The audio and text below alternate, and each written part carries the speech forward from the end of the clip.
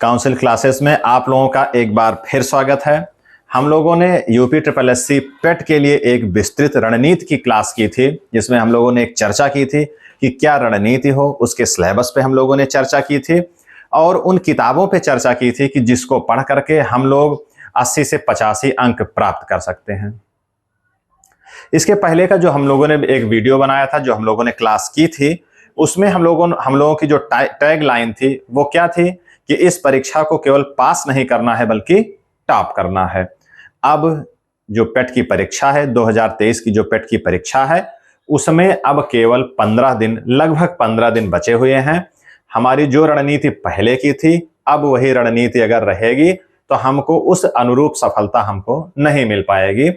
अब जो रणनीति क्या करनी है कि अब हमको एक रणनीति अपनी बदलनी पड़ेगी। क्या करनी पड़ेगी? बदलनी पड़ेगी। तो वो क्या बदलाव होगा, कैसे क्या स्ट्रेटजी होगी, किन किताबों की अब चर्चा होगी। हालांकि सारे लोग लगभग लगे हुए हैं, पढ़ रहे हैं। ऐसे अभ्यर्थी जो लगे हुए हैं लेकिन उसकी इंटेंसिटी और बढ़ानी है, उनके लिए ये रामबाण है। या जो लोग उस अनुरूप तैयारी नहीं कर पाए हैं, जिनको मौका नहीं मिल पाया है, अब वो कैसे करें कि अब 80 से 85 नंबर अब पढ़ करके तो नहीं मिल सकता है, लेकिन अब जो 15 दिन बचे हुए हैं उनमें तैयारी करके आपको 75 प्लस मार्क्स मिल सकते हैं। इसमें यह है कि थोड़ी सी आपकी पूर्व की तैयारी रहेगी। अब जो 15-17 दिन बचे हैं उसमें एक अलग स्ट्रेटजी से तैयारी की जाएगी, तो निश्चित तौर पे 75 प्लस अंक आपको मिल जाएंगे। 75 प्लस का मतलब है कि 98 प्लस परसेंटाइल। कितना है? 98 प्लस परसेंटाइल। मतलब क्या है कि बहुत जो न्यून वैकेंसी होगी, बहुत कम पदों की वैकेंसी होगी, उनमें हो सकता है आपको मौका ना मिले। बाकी लगभग जितनी भी परीक्षाएं यूपी ट्रिपल एससी द्वारा जो भी वैकेंसी आएगी उसमें सब सारी परीक्षाओं में आपको मौका मिलेगा। तो इस तरीके से हम लोग देखें कि अब हमको रणनीति बदलनी क्या है।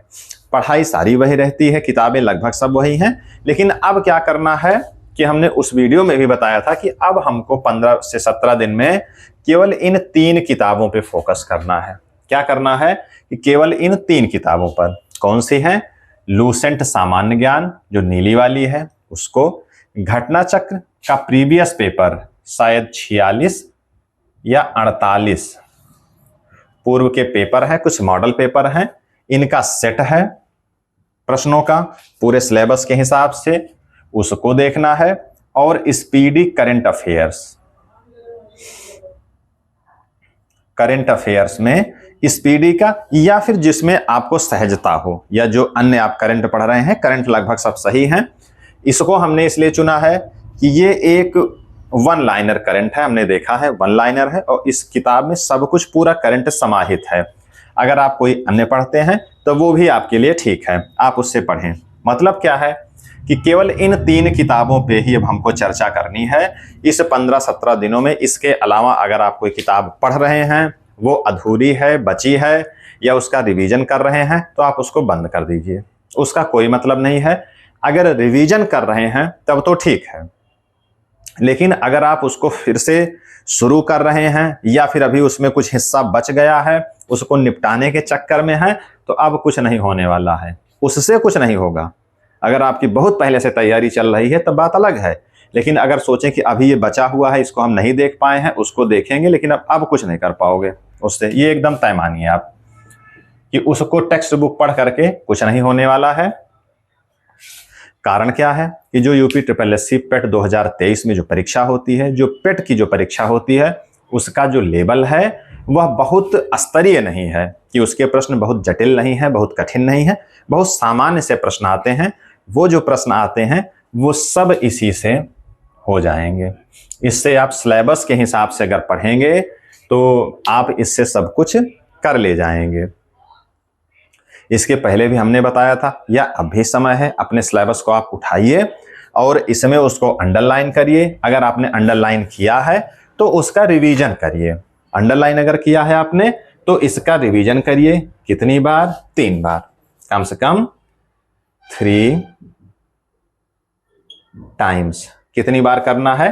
3 टाइम्स इसका रिवीजन करना है। जीके और जीएस का जो सिलेबस है उसके, और घटना चक्र का जो प्रीवियस पेपर है उसको आप कर चुके होंगे, फिर से कम 3 बार करिए। और करंट जो आप अंडरलाइन किए हैं, जो आप कर चुके हैं, उसको आप इसको 2 से 3 बार इसको आपको करना है इन 15 दिनों में। उसके बाद जो सबसे महत्वपूर्ण तैयारी इस समय करनी है, जो सबसे महत्वपूर्ण तैयारी करनी है वह अब इस पे करनी है, मैथ और रीजनिंग पे। वो कहां से तैयारी शुरू होगी?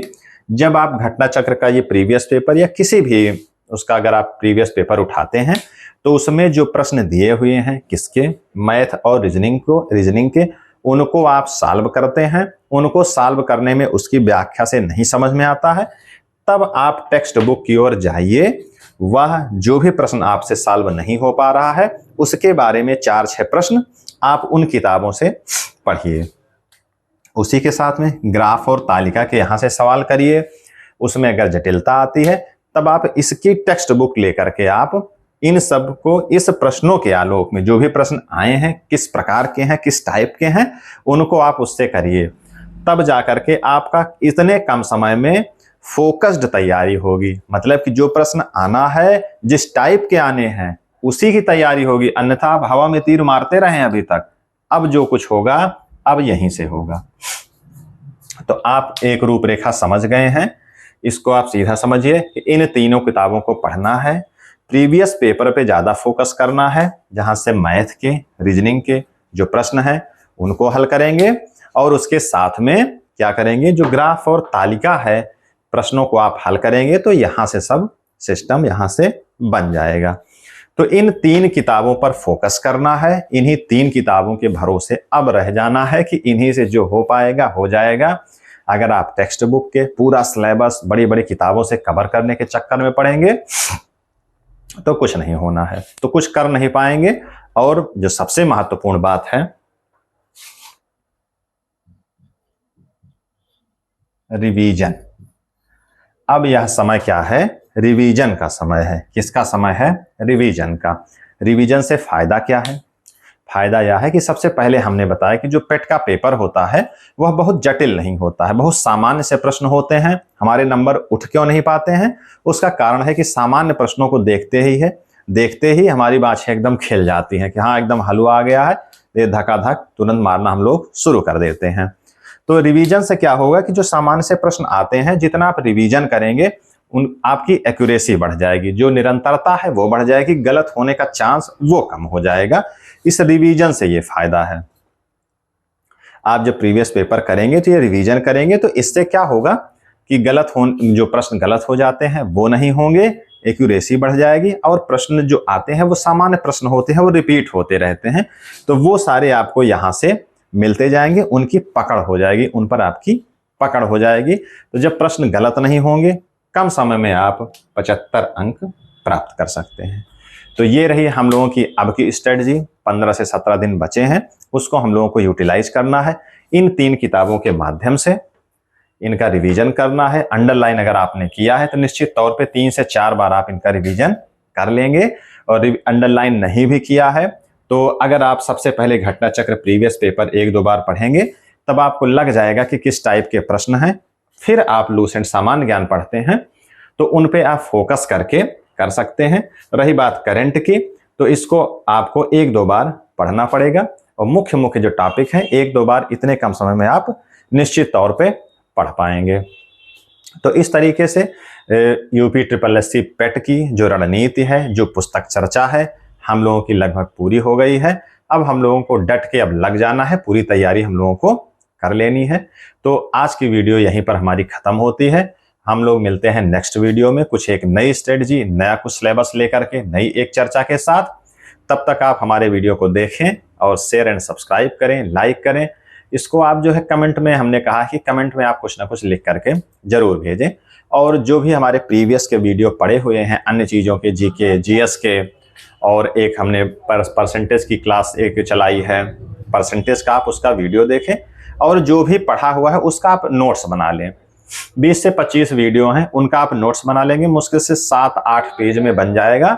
तो उसको आप परीक्षा से पहले एक बार जरूर रिवाइज कर लें। उनको आप रिवाइज कर लेंगे, निश्चित तौर पे 20 से 25 प्रश्न आपको वहां से मिल जाएंगे। ठीक है, आज के लिए इतना ही। धन्यवाद।